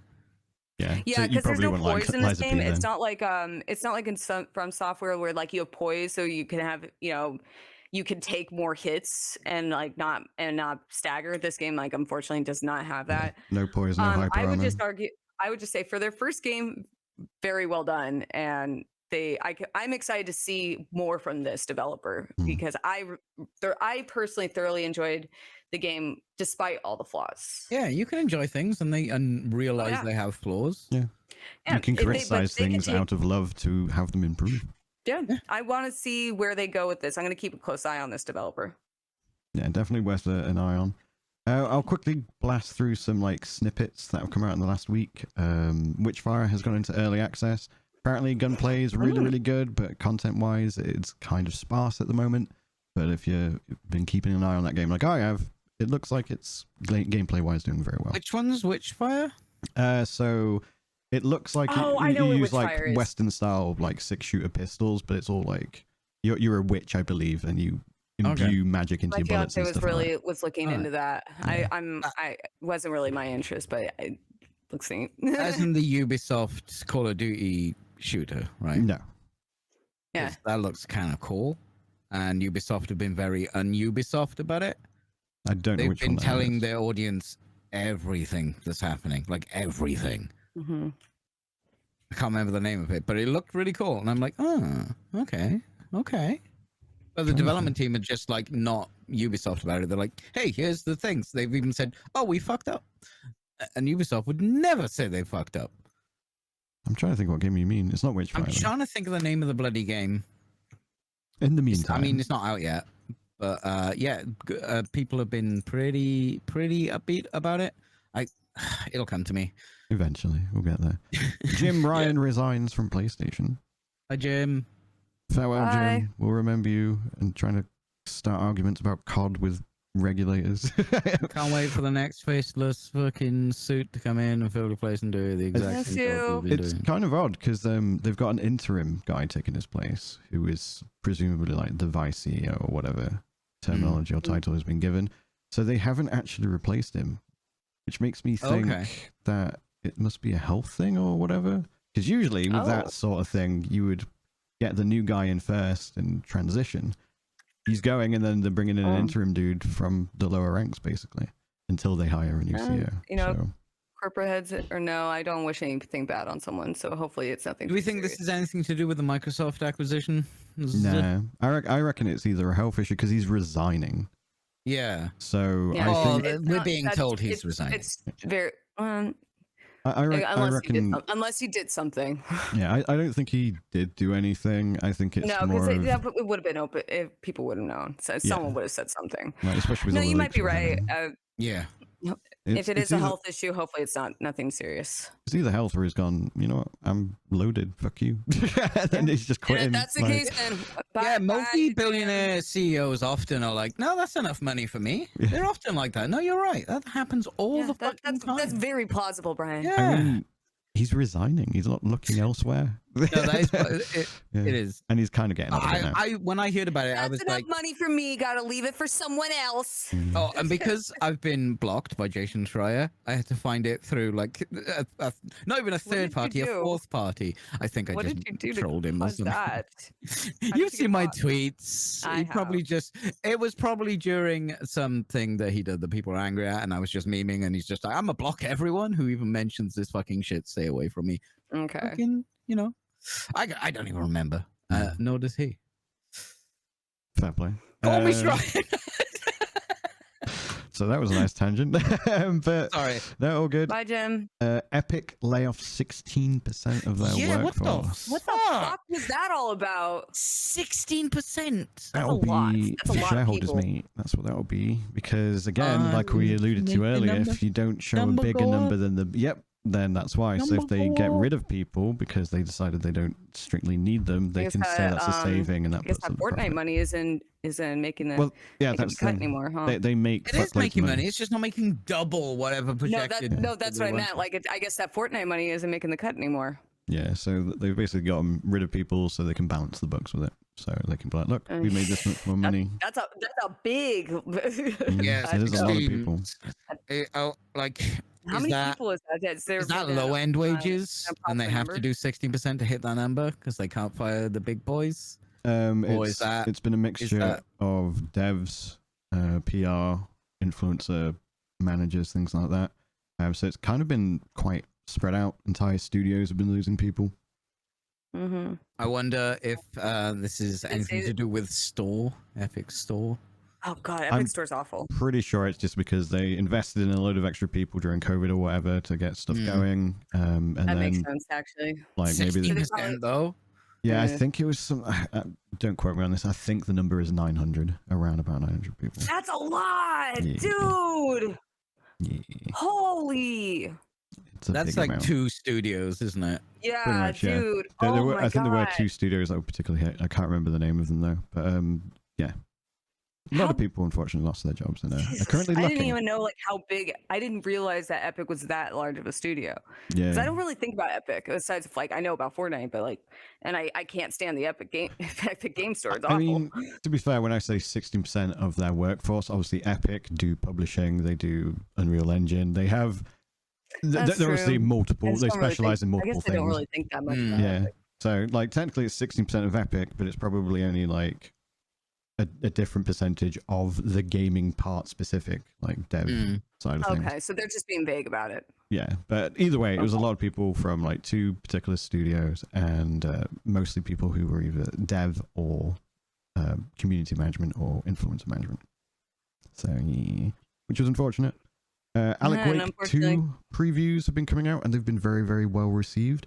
People are I'm saying, so excited, dude. yeah, loads of people saying like really good survival horror action RPG, like Resident Evil style kind of thing. I just really hope there is still some goofy line reads somewhere, like someone showing up and just breaking my tension out of nowhere, just like the original. It's my Pulp? favorite. Don't worry. Yeah, I'm excited. It will be there. You It'll have be no there. idea how excited I am. There's Let me down. a Devil May Cry anime been confirmed. There was one already. I could have from like the 2010s, I believe. No idea. I remember there vividly that there was one. I didn't watch it. I wasn't really like I'm not that big of a Devil May Cry fan. Like I played them, but like I wasn't like, oh, I gotta watch the anime too. But I do remember very vividly that there was an anime. I'm no contrarian, but DMC is the best Devil May Cry. Never played any of them, so I wouldn't know. I think the anime looks cool though. Devil May Cry 5 is fucking awesome. Yes, it's a new one. Fucking sick. That's such a But good there was one before 2007. That was the other one. Better. It was Devil May Cry the animated series. I don't remember anything about it. I don't know like how. Oh, it must have been awesome. Oh yeah. In one season. Oh wait, here we go. No, it actually reviewed fairly well. Crunchyroll's 4.6, so IMDb 7 out of 10. Yeah, but Crunchyroll's full of weebs. Yeah, but those are the people you Who want to knew? listen to, I guess. Yeah. Either way, I Never listen to a weeb. Anime, Peachy. They watch a lot of anime. Oh, actually, I had a first time. I had a first time the other day. An anime fan told me to watch One Piece. oh. That's the first. One Piece fans will never tell you to watch One Piece because there's 1,000 fucking episodes. That wasn't a real anime fan. They never tell you to do that. Okay, all right. I mean, they look like one. I don't know what. Looks aren't everything, Peachy. God Yes, damn. they are. That's why I'm so successful. Did he have a samurai sword? Did he have a body pillow of his waifus? These are the questions you need to ask. I next time it comes up, I will find out if they've got a body pillow, and that'll be on the thumbnail. Yeah. Just be a picture of them with their body pillow. I like it. I like it. Yeah. Either way, This is me and my waifu. I'm excited. She's a little hard. Because I like the Netflix. As my Crunchyroll. I like the Netflix animes that they've done, like the Castlevania Yeah, people ones. have said it's pretty good. Well, you've got the for what? Castlevania ones, which yeah. are Powerhouse Animation. So this is a different They studio. just released it. Is it not? Yeah, so different studio. I can't remember the name of them. It's not Powerhouse though, but it looks very similar in style, and a lot of the other like Netflix animes that have come out have been really good. There was a Dragon's Dogma one, for example. There was the Dota anime, which was really cool. There's also Nocturna that's recently come out. I binged it last night and this morning, and it is amazing. So if you like more or want more I Castlevania managed to anime, watch go quite a watch few episodes of the Cyberpunk. Oh no, you said anime it. You're before. I right. was like, It huh? comes from Adi Shankar. Is that how you say his name? Shankar. No idea. Who created the Castlevania? So it's the same studio. Sorry, what's the same studio? Or Studio Mir? Is that Meyer? That wasn't Castlevania. Castlevania was Oh Powerhouse. well, my bad. So it's it's the a same different studio. creator. It's the same creator though. As in writer? Or It comes from Director? Adi Shankar, who created Netflix's Castlevania. That's what I'm reading. oh, okay. Or it's a different animation house. Yeah, different Yeah. animation house, and I know some of the directors were like Adam and Sam Dietz on Castlevania as well. It could be fun. There's a lot of potential to like be really goofy with Devil May Cry. That's like, what you can anime make, needs more Yeah. goofiness. I mean, if it's done I well, mean, it's done it's well. like, no, I don't it's think it's done well in One because Piece. Castlevania is great. It's so good, but it's so like it's so serious all the time. So like you can have a lot more fun like with your stylizations because the game is goofy. It doesn't take itself seriously half the time. Yeah, there's the writing in particular in the Castlevania. Like, Yeah, IP. there's a lot of fun. I think it could be a fun You series. could really see the budget in the Castlevania anime. I did watch quite a lot of it. You could see which themes were like, okay, we're spending money on this one, and it was like, wow, that just blew me away. I love the Castlevania anime. I was more But commenting. there were parts it was like, this is they had £7 left for this scene. you could see it a bit. Yeah. I mean it's that animation. happens a lot with. I feel like that happens a lot with like animation houses. It's like where you see put your money into. They put so much money in the forefront. They just like poor planning. and it shows towards the end. No, I don't think it's poor planning. I think it's done on purpose because they have this big boom. You know, Like, you're probably right. It destroys your mind, and they're like, "Well, we've got this is the money. All right, we want this to be powerful because it's very important, and you get the lion's share. And like, okay, you have to make the rest of the episode with what we've got left. I think that is done on purpose. I'm sure it happens sometimes. Like, I mean, I don't know about modern anime. I'm not like, I don't keep too much up with like modern day anime. I don't watch it.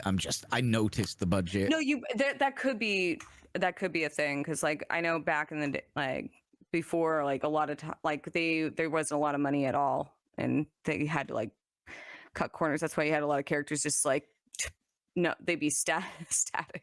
Yeah. No, there were absolutely times where they go, this scene needs more investment in it because it's going to be more frames and things like that, more drawing per frame, stuff like that. But it could be fun.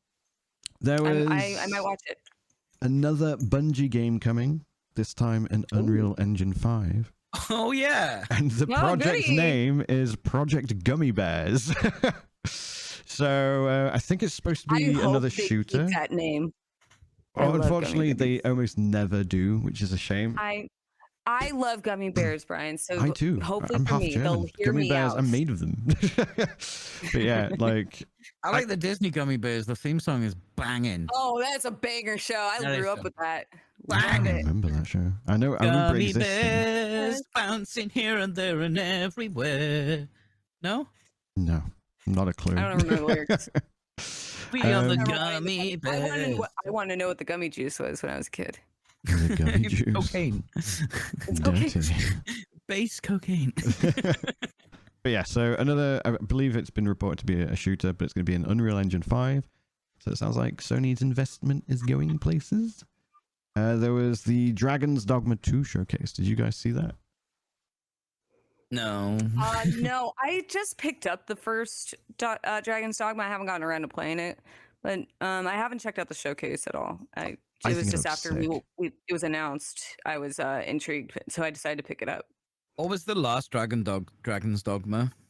What was the name? So there was Dragon's Dogma, then they did I think it's Ascension, where they did a bunch of quality of life stuff to it.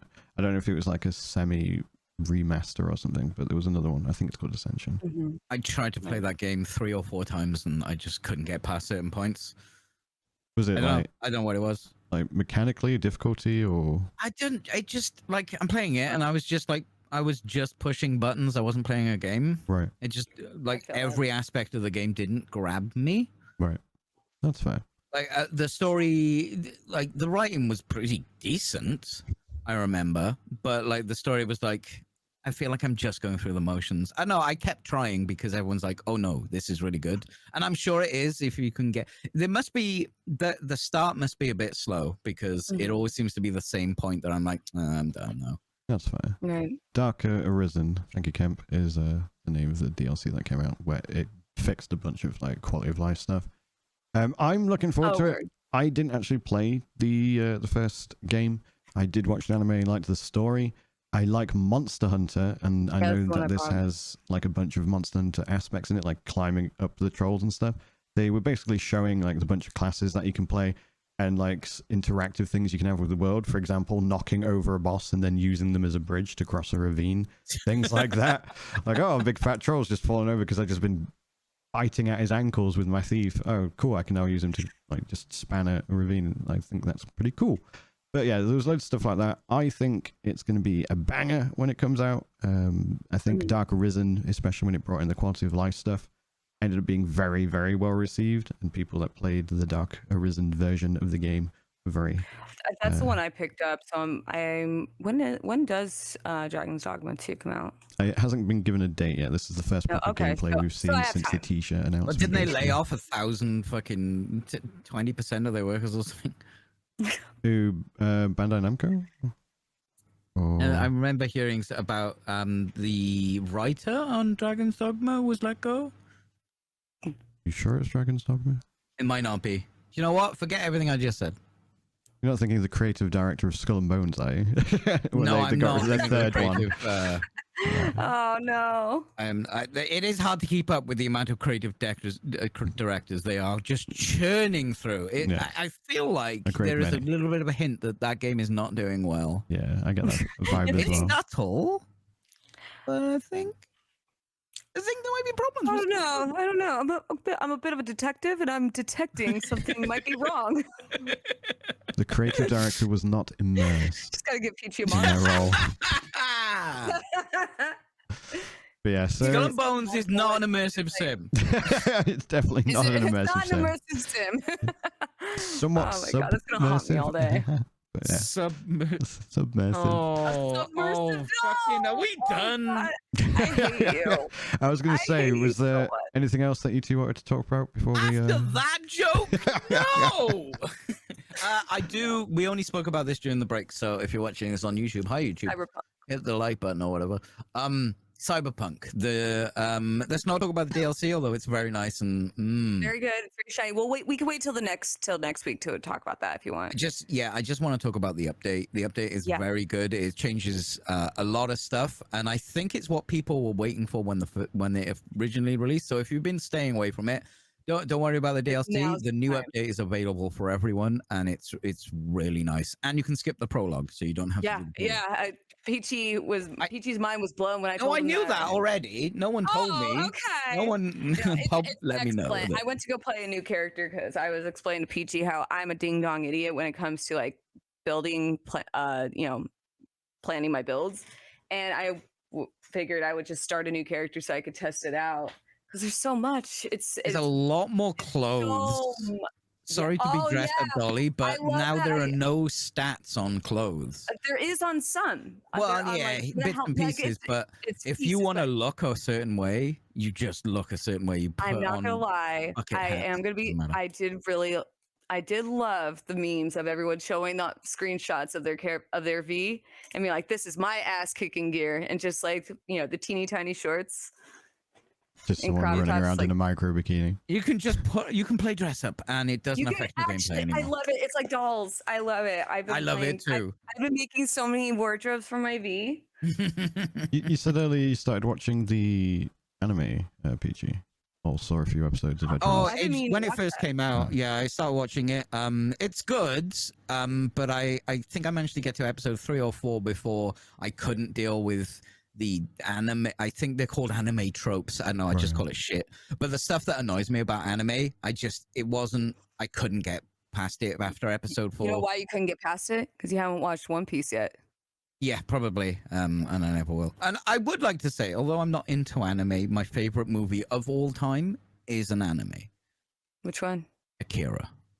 That's a great one. It's the greatest Excellent- movie of all excellent time. Choice. Excellent It's choice. just- I love I usually have a lot of patience, but for that tropey stuff, it annoys me, and I don't like watching stuff that annoys me actively as I'm constantly watching it. But it is good. If you don't have a problem, like a lot of people don't, with that anime nonsense that I hate, Mhm. it's really good. It's Mhm. really good. 100%. I keep meaning to sit down, watch. It's You'll hard love for me it, to- Pulp, because you can watch that stuff, right? But also, you sometimes will I watch can. it and you'll be going, Sometimes "Oh I my can. If god, it's I too- know where that if it's- place is." If there's too many goofy anime tropes, I'm not really too Well, crazy. there's about. obviously not as much as others because I managed to get to episode 3 or 4. I'm proud of you. Yeah, it's a proud lot of you. more. Good job, son. It's not just in terms of themes, but the way the story is told to you is a lot more adult in comparison to a lot Yeah, more. it's anime. way I've darker, been which I meaning like. to there's I've had it like on my list of like what I need to watch. It's just since I'm usually out I'm on my computer working or gaming. It's like it's hard for me to pay attention to like a series sometimes Yeah, if that's it's not fair. like yeah. Was there anything else you wanted to talk about, Cyberpunk? No, I'm in agreement with Peachy. Yeah, The new updates. if you've been But waiting, if you didn't like the Yeah. start when it first launched, it's pick it up again. I do I'll want to give it a talk go. about I do want to talk about the DLC, but I want to wait until next week after more Yeah, people have had I'd chance to play it. and I'd like however, to finish it as well. Yeah. Because I haven't beaten it yet. I think Peachy and I are around the same area. Well, no, you said you're further. Wait, than me. I'm like a story beat ahead of you at the moment. Yeah. But so like I haven't completed it yet, so I don't want to you know, I want to have like the whole story like laid out for me before I actually am able to fully like comment on it. However, Dogtown is great. Oh, it looks amazing. So They went ham because they've got this smaller area. They can really build that. Every single shot, you know, when it stops you to talk to a character, sometimes in a big world, it has to happen here. We'll try and frame it as nice. In here, it feels like every scene is crafted. There's this one scene with Idris Elba, and it's proper noir spy. There's these slats, and if you're using ray tracing, it looks amazing. But there's like the light coming through, hitting him. It's beautiful, and the art direction is even better than the rest of the main game because it's a smaller area that they can go, right, let's fill this, let's spend all our time on this area rather than this huge map. Yeah, no, it's so much fun. Like one of the things like I was telling Peachy about was I've been really like trying to like get more invested into like the, you know, immerse myself more into the world again because it's been a minute since I played. I am salty about one thing with the DLCs that my platinum got taken away from me. I was super mad. Oh, they just take away the platinum? Yeah, because they added new achievements. I don't have the platinum anymore. I was really good. I platinumed it in anticipation for Phantom Liberty, and I was like, how dare you? That is just rude. But well, it's anyway, not platinum anymore because you don't have them all, I guess. If you didn't buy the DLC, would you still have the platinum? I don't know. I no, I'm pretty sure I wouldn't. But anyway, that's just me being petty.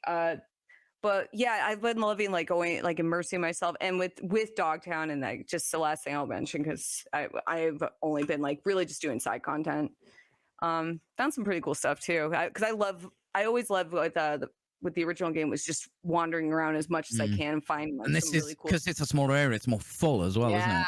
And I forgot I was just so pleasantly reminded of how sometimes unintentionally the hilarious the game can be, which I'll talk about. Well, yeah, we'll talk about it. But you don't need the DLC to play the new update 2.0.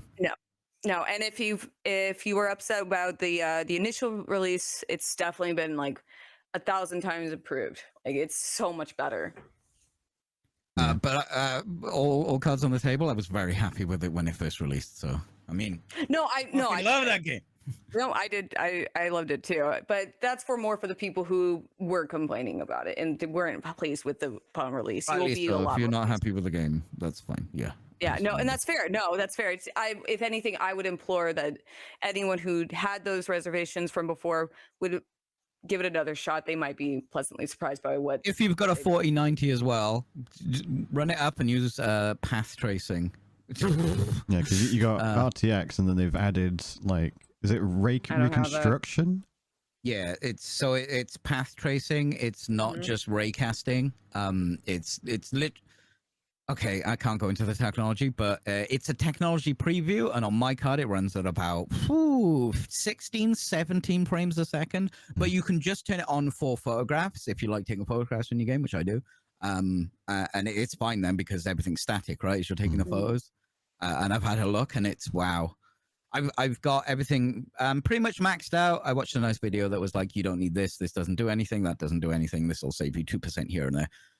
And it runs decently. I do get some dips there's a central bit of Dogtown that is like, oh, game don't like this. But then I played it in Quad HD with G-Sync and no dips. So I think it might be a V-Sync thing that's giving me damn dips. Yeah. I don't know. I assume you have a G-Sync and real good. monitor. A 4070 will run it to very high quality. I've been reliably informed. Yeah, it's definitely been improved upon a lot from what I'm hearing in terms of the actual spec and how it actually runs in optimization. I'm excited to play more tonight and also like just report back because I'm excited to talk to Peachy about this. It's gonna be fun. Should be a good one. We'll finish the DLC, and then next podcast we will just wax lyrical about it. That's our homework is to finish the DLC. Speaking of next podcast, that will be next week to put us back on the original schedule. Yeah. Just a reminder. I'm sorry about that, guys. Our schedule is so fucking stupid, man. It's everywhere. But yes, we'll Everyone be back. blame me for that. I had a family emergency. No one to blame. It happens. It happens. But should we do some shout outs? Oh, it's a schedule that's the problem. Yes. You're not Taylor Swift. Yes. Shout outs. Shout out Taylor Swift. Hi, I'm Pulp Fictionally. I'm a former Instagram model turned variety streamer. I haven't been streaming too much lately because I have been busy with planning a wedding, but I'm going to be sporadically streaming again starting this week. You can find me on all my socials at Pulp Fictionally, except for Twitter, which is Plot Fictionally because someone took my name. Peachy. Hi, my name is Peachy Pixel. I like video games and Warhammer. I'm currently working on my Golden Demon entry. So if you want to know updates about that, you can follow me on my Instagram. Also, I got new merch. You can find it on peachypixel8.com. It's very cool. Designed it myself. Everyone loves it. No one says anything bad about it. No, they actually haven't. It's been received really well. Good. And you can follow me on things. Peachy Pixel8. Bryan. And yes, thank you to my co-hosts as always for tonight's show.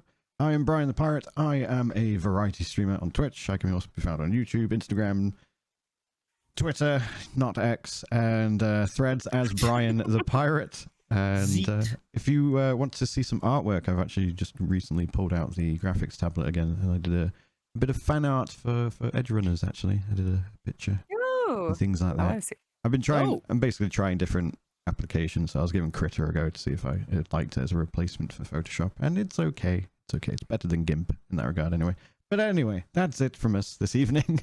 Thank you all very much for watching. This episode will get uploaded next week, hopefully before we go live for the episode 18. Thank you. Farewell. We'll remember you. Bye. I have a terrible memory.